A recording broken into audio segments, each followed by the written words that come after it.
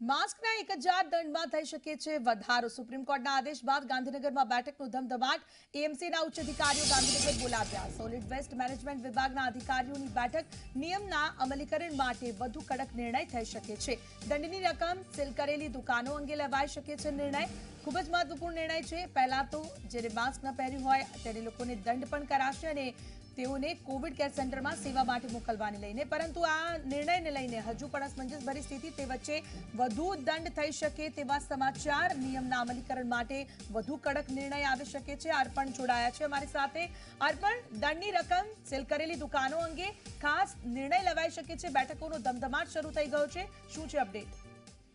ખ્યાતિ વિસ્તૃત વાત કરું તો જે પ્રમાણે ગુજરાત હાઈકોર્ટે રાજ્ય સરકારને માસ્કના અમલીકરણને લઈને આદેશ આપ્યા હતા કે માસ્ક ન પહેરે તેવા લોકોની જે સોશિયલ સેવા કરવા માટેની વાત હતી તે મામલા લઈને રાજ્ય સરકાર સુપ્રીમ કોર્ટમાં ગઈ અને આપણે જોયું કે દિવસે સુપ્રીમ કોર્ટે આ જે હાઈકોર્ટનો નિર્ણય હતો તેને રોક લગાવી છે. પરંતુ સાથે જ સરકારને કહ્યું છે કે જે કોવિડની ગાઈડલાઈન છે તેનો અત્યંત કડકપણે અમલ કરાવો. એટલે હવે કડકપણે અમલ કઈ રીતે કરાવો? હાલમાં જે પ્રમાણે આપણે જોઈ રહ્યા છે કે 1000 રૂપિયાનો દંડ છે. સોશિયલ ડિસ્ટન્સિંગનો અમલ ન થતો હોય તો ત્યાં સીલિંગ પણ કરવામાં આવે છે. ફક્ત અમદાવાદની નહીં, આખા રાજ્યની વાત છે. પરંતુ ગાંધીનગરમાં હાલમાં સરકારમાં બેઠકોનો ધમધમાટ શરૂ થઈ ગયો છે.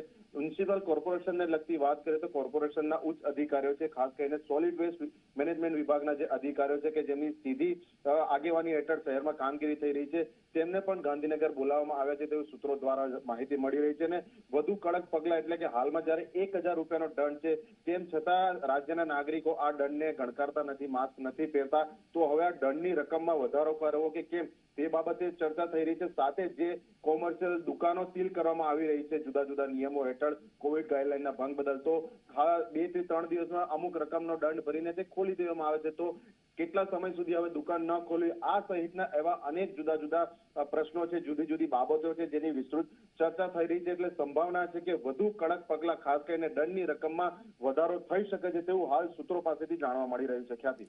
અર્પણ, આભાર આપનો તમામ માહિતી બદલ.